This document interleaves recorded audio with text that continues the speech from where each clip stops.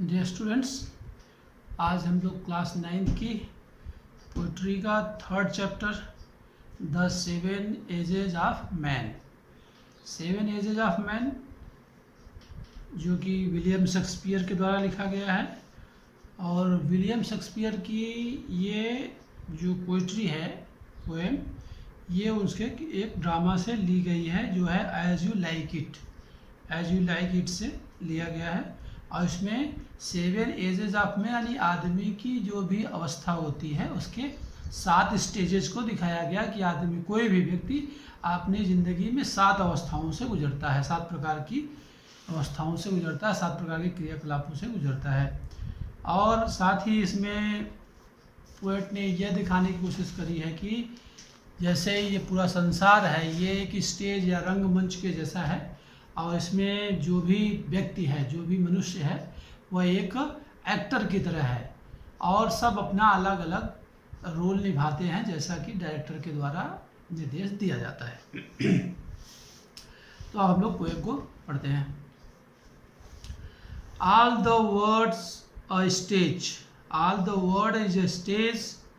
and all the men and women merely players. They have their exits and entrance, and one man in his time plays many parts, his acts being 7 ages. At first, the infant mewling and pucking in the nurse's arms, then the winning schoolboy with his circle and shining morning face, creeping like a snail unwillingly to school,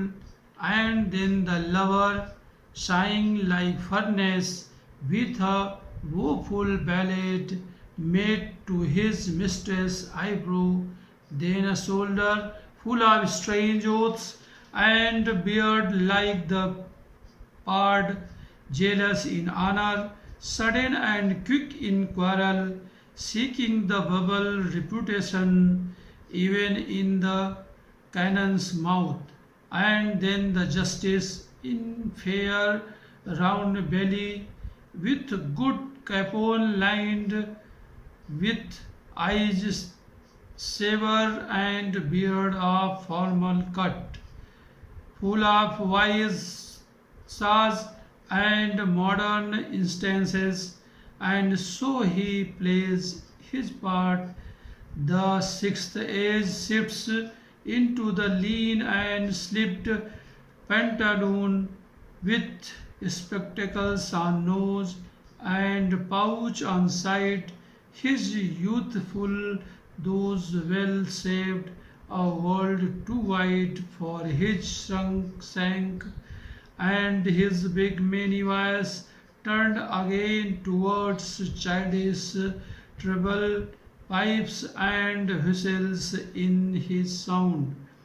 Last scene of all that ends this strange eventful history is second childishness and mere oblivion, sense teeth, sense eyes, sense taste, sense everything.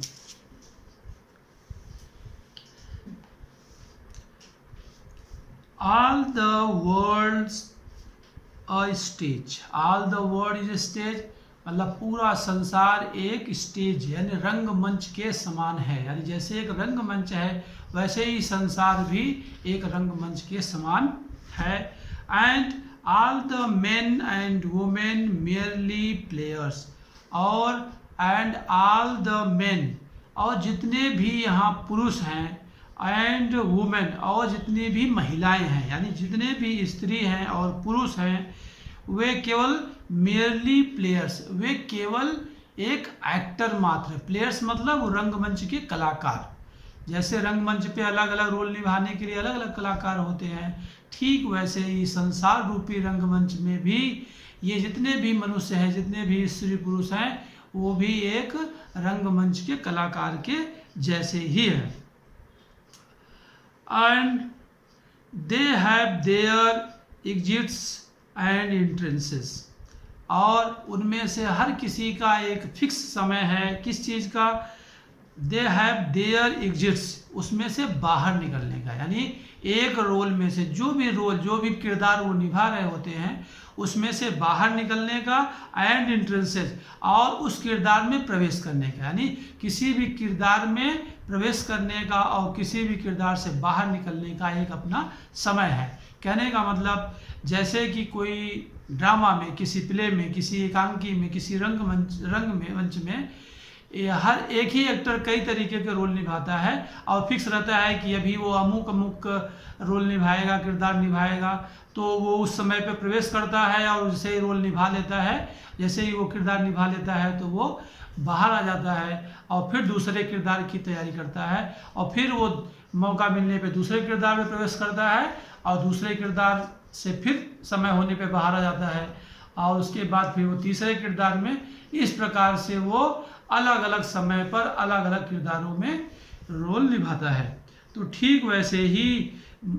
William Shakespeare कहते हैं कि they have their exits and entrances, कि प्रत्येक मनुष्य, स्त्री और पुरुष यहाँ पर उनका आने का समय और जाने का समय निश्चित है, यानी उनका इस रंगमंच, संसार रूपी रंगमंच में किरदार निभाने का समय निश्चित है। And one man in his time plays many parts, and one man, और कोई भी आदमी, वन मैन मतलब कोई भी आदमी, इन हिज टाइम, अपने समय में, यानी जब तक वो है इस धरती पर, जब तक वो है अपने समय में क्या करता है? प्लेज मेनी पार्ट्स, वो बहुत सारे किरदार निभाता है। मेनी पार्ट्स, बहुत सारे किरदार या हिस्से या रोल या मतलब कि क्रियाकलाप वो निभाता है। एक ही व्यक्ति अलग अलग समय पर अलग अलग किरदार निभाता है। हिज एक्ट्स बीइंग 7 एजेस, और विलियम शेक्सपियर किसी भी मनुष्य के जो भी एक्ट्स हैं, यानी जो भी क्रियाकलाप है, जैसे किसी एकांकी में, किसी रंगमंच में किसी कलाकार का एक कार्य होता है, वैसे ही संसार रूपी रंगमंच पर हर मनुष्यों का जो कार्य है उसको विलियम शेक्सपियर ने 7 ग्रुप में, 7 वर्गों में विभाजित है। 7 एजेस मतलब सब 7 अलग अलग समय श्रेणियों में बांटा हुआ है कि अलग अलग समय में अलग अलग वो रोल निभाता है। तो 7 प्रकार के वो रोल निभाता है। At first the infant mewling and packing in the nurses arms. At first the infant, at first मतलब सबसे पहला जो उसका किरदार होता है किसका होता है? And at first the infant, यानी एकदम बिल्कुल इन्फेंट, छोटा, तो बिल्कुल नवजात शिशु, जैसे ही बच्चा पैदा होता है उसका पहला किरदार शुरू हो जाता है, और बिल्कुल वो इन्फेंट, बिल्कुल नाजुक सा, छोटा सा, मासूम सा बच्चा, और क्या कहता है? म्यूलिंग, बिल्कुल मिमियाता रहता है, यानी रोता रहता है, मिमियाता रहता है। And packing in the nurses arm, और नर्स के गोद में ही, जब नर्स में उसके जन्म पैदाइश होती है, जन्म होता है, तो नर्स उसको जब उठाती है, नर्स के गोद में ही वो उल्टी और लेटरिन वगैरह सभी कुछ वो कर देता है। यानी बिल्कुल वो नासमझी की अवस्था है, बिल्कुल एकदम इन्फेंट मतलब बिल्कुल वो नाजुक है, बिल्कुल नासमझ है, बिल्कुल एकदम असहाय है। तो उस अवस्था में वो बिल्कुल मिमियाता रहता है, यानी बहुत रोता रहता है हर चीज़ के लिए, और पतली आवाज़ में वो रोता गाता रहता है, और नर्स के आग में ही सब कुछ कर दिया करता है। और जैसे ही वो अवस्था समाप्त होती है तो दूसरी अवस्था शुरू होती है, दूसरा उसका रोल शुरू होता है। देन तब उसका क्या होता है? The whining school boy with his शार्टकल and shining morning face creeping like snail unwillingly to school, and then the whining school boy, और तब उसके बाद जो उसका नया किरदार शुरू होता है कौन सा? विनिंग स्कूल बॉय, यानी शिकायती एक छात्र का जीवन है। जैसे छोटे बच्चे होते हैं ना, तो शिकायत बहुत करते रहते हैं कि आज पेट दर्द कर रहा है, स्कूल नहीं जाना, आज ये काम है, आज वो है, दुनिया भर के बहाने। जैसे छोटे बच्चे स्कूल जाने के लिए बहाने करते हैं, स्कूल से बचने के लिए, स्कूल ना जाने के लिए, तो वो अवस्था शुरू होती है। देन विनिंग स्कूल बॉय, शिकायत से भरे हुए एक छात्र का जीवन, स्कूल बॉय छात्र का जीवन प्रारंभ होता है। किसके साथ में? विथ हिज शार्टकल, अपने स्कूल के बैग के साथ में, यानी स्कूल का बैग लेकर के अब उसको स्कूल जाना है, अब पढ़ाई करनी है। And shining morning face creeping like snail, और सुबह सुबह की शाइनिंग बहुत अच्छी सुंदर सी चमकीली सी मॉर्निंग फेस, सुबह सुबह का चेहरा है, यानी सुबह जब उठता है तो चेहरे पे ताजगी रहती है, एकदम बढ़िया ग्लो रहता है। तो सुबह सुबह एकदम चमकते हुए चेहरे के साथ में, लेकिन अब स्कूल जाना है तो स्कूल कभी भी बच्चे इंटरेस्ट से जाते नहीं हैं। तो क्या कहता है लेखक यहाँ पे पोएट, क्रीपिंग लाइक स्नेल, वो अनिच्छा पूर्वक यानी न चाहते हुए भी, माँ बाप के डर से, माँ बाप के दबाव से, क्रीपिंग लाइक स्नेल, बिल्कुल जैसे घोंघा धीरे धीरे धीरे धीरे बढ़ता है, वैसे धीरे धीरे धीरे धीरे वो स्कूल जाता है। अनविलिंगली टू स्कूल, अनविलिंगली मतलब अनिच्छा पूर्वक, बिना इच्छा के, न चाहते हुए भी, घर वालों की मर्जी से, घर वालों के दबाव से, वो बिल्कुल घोंघे की तरह धीरे धीरे रेंगते रेंगते स्कूल जाता है। और इस प्रकार से उसकी ये दूसरी अवस्था होती है। और दूसरी अवस्था जैसे ही पूरी होती है, यानी स्कूल का टाइम पूरा होता है, उसका पढ़ाई लिखाई का समय गुजरता है, थोड़ा सा वो युवा होता है, जवान होता है, तब उसकी कौन सी अवस्था शुरू होती है, एंड देन द लवर, और तब उसमें थोड़ा सा प्रेमी की भावना उत्पन्न होती है। यानी जैसे थोड़ा सा युवा होता है, उसमें अंदर से मन में प्रेम की भावना उत्पन्न होती है, और वह किसका रोल निभाता है, एक लवर का रोल निभाता है। वो जिंदगी का तीसरा स्टेज, तीसरा वो किरदार निभाने जा रहा है, लवर का, एक प्रेमी का किरदार। और शाइन लाइक फर्नेस, और वह गहरी लंबी सांसें लेता है, यानी प्रेम में गहरी लंबी सांसें लेता है, जैसे कि फर्नेस मतलब भट्टी, जैसे वो भट्टी की धौकनी होती है और वो लंबा लंबा सांस देती है, वैसे ही वो प्रेम में लंबी लंबी गहरी गहरी सांसें लेता है, प्रेम में वो बढ़ता है। With a woeful ballad made to his mistress eyebrow, और वह फिर क्या कहता है, विथ अ वोफुल बैलेड, और वो प्रेम भरे गीतों के साथ में, यानी अपनी किसको, made to his mistress eyebrow, अपनी जो प्रेमिका है, मिस्ट्रेस है, प्रेमिका है, उसकी आईब्रो मतलब उसकी नज़रों पे, यानी उसकी आँखों के सामने, यानी उसको अपने आप को उसकी आँखों के सामने अच्छा दिखाने के लिए, अपने आप को उसका अच्छा प्रेमी साबित करने के लिए, वो बहुत ही डूब करके और प्यार में वो अच्छे से गीत गाता है, यानी प्यार भरे गीत गाता है वो, अपनी प्रेमिका को खुश करने के लिए, प्रसन्न करने के लिए, उसकी निगाह में अपनी अच्छी इमेज बनाने के लिए। और ये उसकी तीसरी अवस्था समाप्त होती है। और तीसरी अवस्था समाप्त हुई, यानी एक प्रेमी का जीवन समाप्त हुआ, उसने प्रेम किया, आगे चल के विवाह भी कर लिया, अब उसके पास जिम्मेदारियां आ गई, घर गृहस्थी का बोझ आ गया, तो अब उसके जीवन का जो किरदार था वो प्रेमी के किरदार से अब वो बाहर निकल करके अगले किरदार में जाता है। और अगला किरदार क्या है, देन अ सोल्जर, यानी अब वो एक सैनिक, जैसे एक सैनिक बिल्कुल चैलेंज के साथ में, नई नई चुनौतियों के साथ में, full of strange oath and bearded like the pard, jealous in honor, sudden and quick in quarrel, seeking the bubble reputation।